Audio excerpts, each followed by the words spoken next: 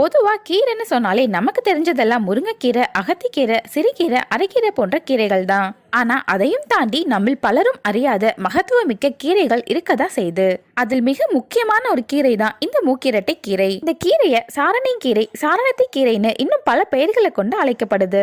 இந்த கீரையை நம்ம வீட்டை சுற்றி பல இடங்கள்ல வளருவதை பார்த்திருப்போம். இந்த மூக்கிரட்டை கீரையை வாரத்துக்கு 2 நாள் சாப்பிட்டால் போதும் கல்லீரல் பிரச்சனையில இருந்து உடல் பருமன், நீர்க்கடுப்பு, நீரிழிவு, இதய நோய் போன்ற பல பிரச்சனைகளுக்கு சிறந்த மருந்தா செயல்படும்.